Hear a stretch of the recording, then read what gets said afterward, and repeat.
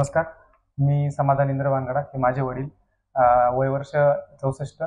तर त्यांना मागच्या सोमवारी म्हणजे 8 एप्रिल 2024 रोजी अ, अचानक खूप दम लागायला लागला आणि छातीत पण दुखत होतं. ॲक्चुअली हा प्रॉब्लेम बऱ्याच दिवसाचा होता, पण त्याची सिव्हिरिटी जास्त वाढल्यानं आम्ही आमच्या नातेवाईकांच्या रेफरन्सने डॉक्टर वर्मा सरांची ट्रीटमेंट घ्यावी म्हणून इथं आलो. तर ट्रीटमेंट दरम्यान डॉक्टरांनी सजेस्ट केलं की 2D इकोच्या रिपोर्टनुसार की जे पंपिंग आहे हार्टचं पंपिंग हे 30% पर्यंत रिड्यूस झालेलं आहे. तर डॉक्टरांनी फर्दर ट्रीटमेंट अँजिओग्राफी सजेस्ट केली. तर अँजिओग्राफी करण्यासाठी आपल्या त्यांच्या ज्या इन्फेक्शनमुळं किडनीला आलेली सूज, वाढलेलं क्रिएटिनाइन आणि लंग्समध्ये झालेले इन्फेक्शन याच्यामुळे ट्रीटमेंटला 4-5 दिवस गेले. त्यानंतर क्रिएटिनाइन कमी झाल्यानंतर अँजिओग्राफी झाली. अँजिओग्राफीत असं निष्पन्न झालं की वडिलांच्या हार्टला 5 ब्लॉकेजेस आहेत. तर त्याच्यापैकी एक ब्लॉकेज 100% आहे आणि बाकीचे 4 ब्लॉकेज हे 80% आहेत.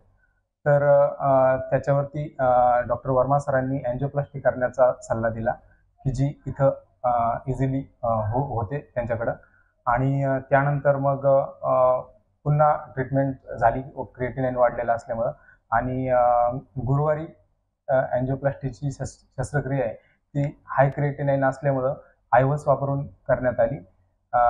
त्याच्यानंतर वडील एकदम आता सध्या व्यवस्थित आहे. वडिलांचं क्रिएटिनाइन कमी होत असल्यामुळं डॉक्टरांनी आज आम्हाला डिस्चार्जचा निर्णय दिलेला आहे आणि एक गोष्ट सांगावीशी वाटते की जे महात्मा फुले जन आरोग्य योजना आहे त्यातही हे हॉस्पिटल लिस्टेड आहे आणि योग्य प्रकारे इथं ट्रीटमेंट होते. डॉक्टर असतील किंवा नर्सेस असतील किंवा जो सपोर्टिंग स्टाफ है त्यांचंही एकदम चांगला सहयोग लाभला.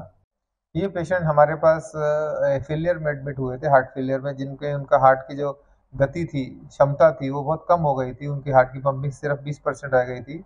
जब हमने इवैल्यूएट किया तो हमें मिला कि उनके तीनों नसों में ब्लॉकेज हैं और साथ में उनका किडनी का लेवल भी, क्रेटिनिन लेवल भी बहुत बढ़ा हुआ है, यानी उनको किडनी का काम करने की क्षमता बहुत कम हो गई थी। उनका जो ईजीएफआर था वो जस्ट 15 से 20 ml था, which is very serious condition. तो ऐसे कंडीशन में अगर हम एंजियोप्लास्टी का ट्राई करते तो हो सकता था कि उनकी किडनी पूरी बंद हो जाती और उनको डायलिसिस की ज़रूरत भी पड़ सकती थी।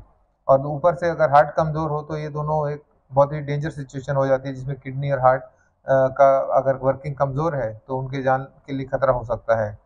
लेकिन उनके ब्लॉक खोलने भी ज़रूरी थी ताकि उनकी इम्प्रूवमेंट हो सके। उनके ब्लॉकेज अगर खोल देंगे तो उनका पंपिंग इम्प्रूव होएगा। तो ऐसे में हमने एक टेक्नोलॉजी यूज़ किया है जिसको आईवस बोलते हैं। आईवस एक मशीन है जिससे कि हम नसों के अंदर की ब्लॉकेज का मॉर्फोलॉजी, उसकी लेंथ, उसका साइज़, उसका कंपोजिशन सब पता कर सकते हैं और उसके हिसाब से हम बिना डाई दिए या बहुत कम अमाउंट ऑफ डाई यूज़ किए हम एंजियोप्लास्टी कर सकते हैं। इस पेशेंट में हमने around 4 to 6 ml total dye का यूज़ किया है, जस्ट टू सी कि जो हमारा रिजल्ट है वो सक्सेस हुआ कि नहीं, before preparation of the lesion, after preparation of the lesion, stent का इम्प्लांटेशन सब हमने आईवस की मदद से किया है। इसमें हमारे को सिर्फ मिनिमल डाई यूज़ किया और पेशेंट 2 दिन में ही रिकवर हो गए हैं। अभी आप देख सकते हैं कि पेशेंट एकदम अच्छे हैं और अभी आज डिस्चार्ज के लिए रेडी हैं। So this is a new technology, new advancement in angioplasty, जो कि बहुत ही एडवांस सेंटर्स में अवेलेबल है और आप सब लोग इसका यूज़